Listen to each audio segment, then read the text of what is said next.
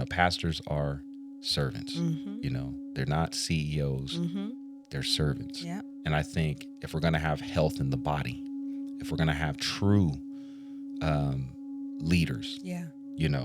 with true vision, like Mm-hmm. we need more pastors who are willing to serve and not be served. Yeah.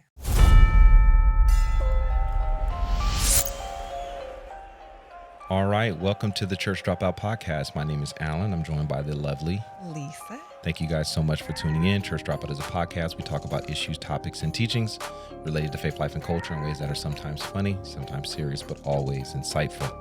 If you have not already, Like, rate, and subscribe. I put her on the spot, pointed her out. If you're not already, like Lisa said, please like, rate, and subscribe wherever you're listening to this podcast at. I've been trying to get her to say the intro, but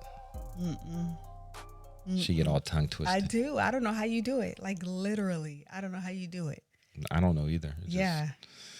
I mean, you guys would think that he does like several takes. No, he does this one-stop shop. Like me, I tried to do it one time. I think you even did it. You put it on one of our videos when I tried to do it, and I just, Yeah, I left it. Yeah, I knew you would. Catch the Easter egg. If you know what video that is, then you may get something for it. If you could tell us what video it is.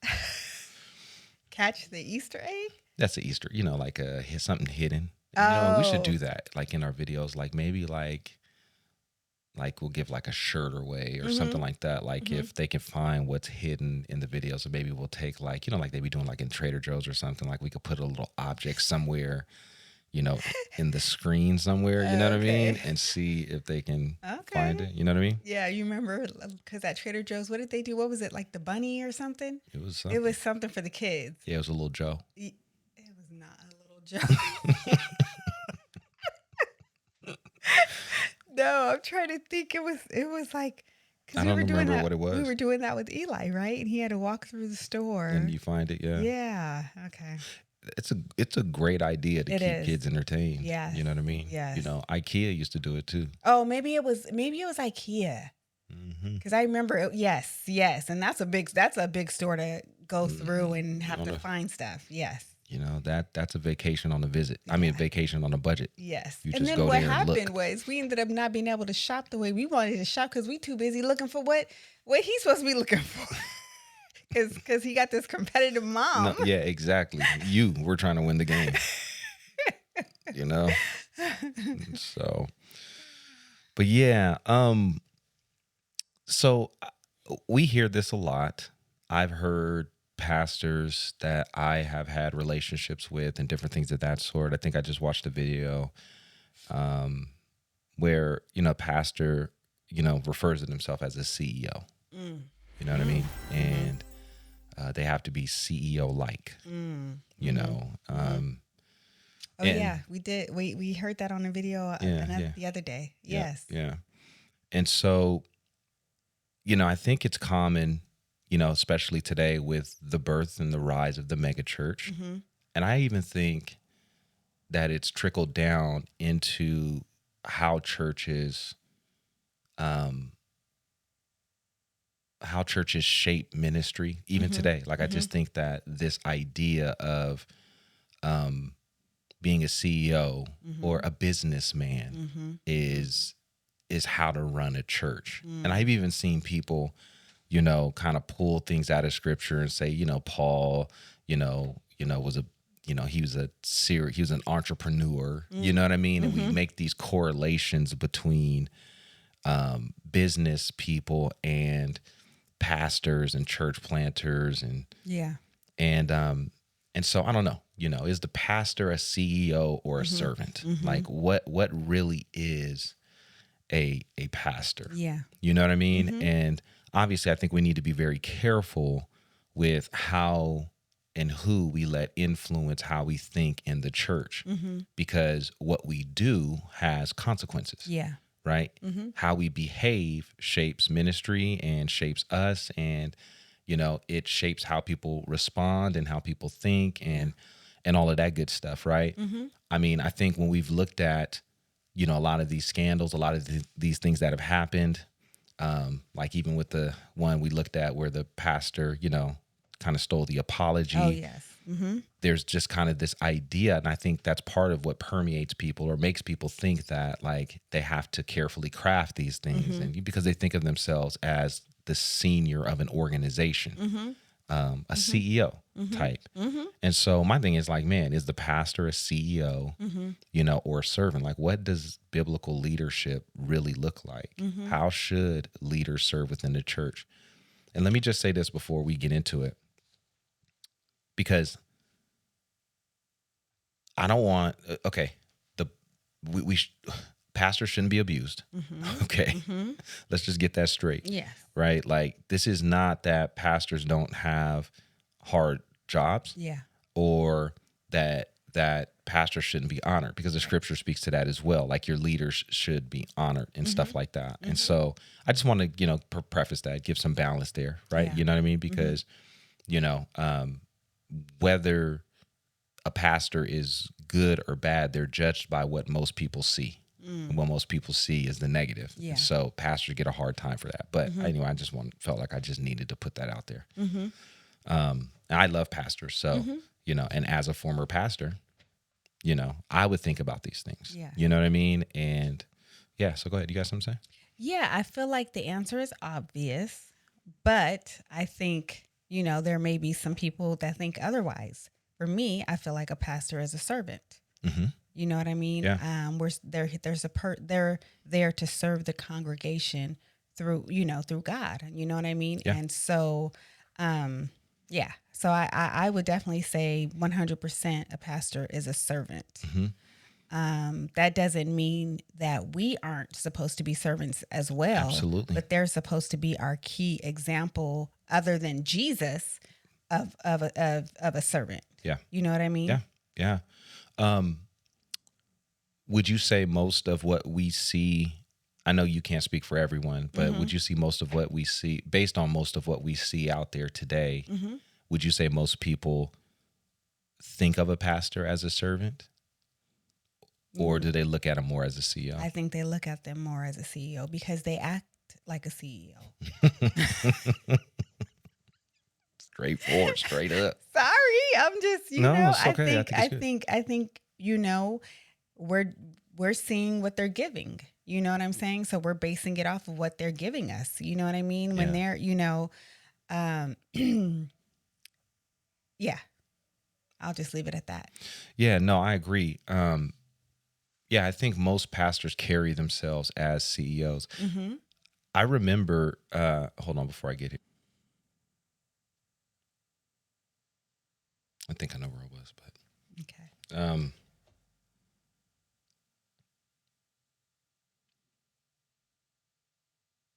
When I talk about like how they see themselves. Yes, because CEO. Remember when I said that's because they act like CEOs. Yeah. I think the culture of pastoring today just kind of pushes the idea of where pastors kind of see themselves as a head of an organization. And I think that in turn is why a lot act that way. Yeah. I remember we went to a conference, and this is a popular pastor. I won't say the name, but we went to a conference, and it was all the pastors at this particular church that I was a part of. And we went to this conference, and the pastor of that church, he was a pretty popular pastor, was walking around in the conference, but he was surrounded by men, like security, like men. And so nobody can touch him. Nobody can approach him. And he was just walking through, and people were like, hey, so-and-so. And he would just kind of like wave from in between these men. And I'm just like, this is the weirdest thing in the world. Like, you know what I'm saying? Yeah. Like, yeah. One, if you need protection, that's a problem. If you need protection like that. Two, like, you can't even touch the man. Right. You know what I'm saying? Right. Like, and was this his conference? Yeah. He it was held at his church right. and all that type of stuff. Yeah, it was his conference. And I remember asking, the leaders that I was with, like, man, what do you guys think about that? Like, and I think they were trying to find some excuses, maybe he's an introvert. And I was like, well, I don't know any introverts who walk around with security like that, like, Right. but the whole idea is that, you know, he sees himself that way. Even today, you know, he sees himself as this leader of this organization, Yeah. and the same way as you couldn't approach a CEO in a secular organization, Yeah. you can't approach that person within that organization, Yeah. right? You know, Yeah. they need to be protected because they're the most important part of the organization. They drive the organization and all of that type of stuff. So I think that this culture has permeated Christianity to a large degree. I think it's permeated church culture, not only just from the mega church perspective, but from just church planting, all of that type of stuff, even Yeah. to how people are evaluated as church planters. You know, you got to have a certain entrepreneurial spirit. You got to think like this. You got to have these tools. You got to. So the idea has really just permeated, to me, church culture. I'm not saying that that people shouldn't have certain abilities and stuff like that. However, again, I don't think that the church leans on these things as the primary source for how communities develop and grow. Right. I think it's actually the opposite. So obviously, you know, I agree. You know that the pastor's not a CEO. Yes. I don't even think that biblically the reference is identical. Yeah. I'm not saying that CEOs can't be pastors. I'm not even saying that some of the things that CEOs do is not similar to what a pastor would do. But they are diametrically different. A church is not an organization. Yeah. You understand what I'm saying? Yeah. A church community, a gathering community is not an organization. Yes. Yes. I You know what I'm you mean. saying? Yeah. It's not structured that way. It doesn't function that way. Yeah. And I think, again, because we deal with budgets and we deal with all this type stuff, that it automatically structures a community in a certain way. Yeah. And let me say this too. Biblically, we talk about pastors as if there's one at the church. You understand what I'm saying? Like, you know, but biblically, pastors are plural. Yeah. Okay. Churches should be led by multiple leaders who have Yes. equal authority. Yes. You know, and we put all this stuff. Oh, there has to be a lead amongst equals. That's man-made stuff. Yeah. Yeah. The reality is that the church is led by elders and leaders, pastors, right? A community of pastors. Yeah. But anyway, yeah, I think that the church has kind of shifted into that space, and I think this is why, to a large degree, I think we're experiencing a lot of what we're experiencing in terms of, because of how the pastor is seen and how the pastor sees himself. Yeah. There's a lack of transparency. You know what I'm saying? Yeah. There's a lack of openness. There's a lack of relationship. There's a lack of care and concern. There's a lack of reverence. Yeah. There's a lack of discernment. I think all of these develop out of a misplacement, a misunderstanding of what a pastor is in terms of CEO and servant and what a pastor does. Right. Right. So to me, like, I think, again, biblically, if I look at a leader, I think N.T. Wright says this way. He's just a New Testament scholar, or he's just a New Testament scholar. N.T. Wright is a New Testament scholar. He says, you know, he says Paul or Jesus wrote the symphony, and because Paul wrote a majority of the New Testament supposedly, and I don't mean like he didn't. Okay, so anyway, I got you. cause issues where there's no issues, but anyway, he says, and Paul in his writings, so Jesus wrote the symphony, and then Paul conducted it, right? Like Paul kind of, you know, gave it a different set. It's the same rules. It's the same thoughts, the same idea. It's just expounded upon. So when I look at a leader, right, obviously I look at the biblical qualifications that are listed within the New Testament. You know, we look at Timothy, we look at Peter, we look at, you know, Titus, right? I get that. All the qualifications that we would call those pastoral epistles. That's what, you know, so we look at that. Yeah. But when I look at the example of what they're actually writing on, I'm looking at Jesus. You understand what I'm saying? Yeah. So like when the scripture says that a pastor ought to be the husband of one wife, Jesus is the husband of one wife. He only has the bride of Christ, the church, right? You know, Jesus is you know, so anyway, Anyway, that's just beautiful to me. Anyway, but I say that, the only reason I say that is because Jesus said that that the servant, the servant is not greater than the master, right? Yes. And in the context of him saying that, he's doing things that servants should be doing. So he's saying, if your master's doing this, like when he was washing the disciples' feet, you should be doing this. Right. You understand what I'm saying? Yes. So our primary example of what a pastor should be from the ultimate shepherd. Yeah. If a pastor is a shepherd, where does he get his shepherding tendencies? He gets them from the true shepherd himself. So we should look to Jesus, right? And so in Philippians chapter 2, a key text, I think this is the philosophy of ministry. This is Jesus's perspective of what leadership should look like. I think this is the way pastors ought to serve within communities, in the same way that Christ served the church, right? He, in humility, left his position of authority and significance, left his position of authority and greatness, and took upon himself a lowly, humble stature, took upon himself flesh, not seeing his godliness as something to be grasped, meaning he had it, but he didn't hold on to it. He let that go, so to speak, in terms of taking on flesh, right? And then he takes upon flesh and lays himself down for others. He sacrifices himself. He doesn't just tell people what they ought to do. He shows people the way. Right? Yes. And so if the church had an organizational structure, the world would look like this, right? Where the CEO is at the top. Yeah. That's where the world, the people are at the bottom. Well, and people are going to think I'm doing some, I know. you know what I'm saying? I Like know. like I'm doing a rock, like Jay-Z. Yeah, you're not. No. Like I'm covering one eye. They're going to be No, like, he's the Illuminati. Lord, have mercy. I was thinking that too. I was like, oh, goodness, here we go. Right. So it would be this way, right? But in the kingdom, it's this way, okay? Where Jesus is at the bottom.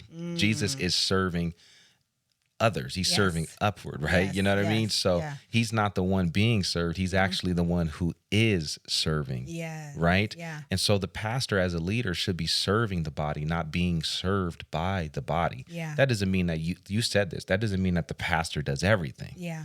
It just means that the pastor is the one who's serving the community. Yes. So let me give you an example. One of my leaders, one of my former mentors, just taught me an example of leadership that I thought was just magnificent. Like, so we were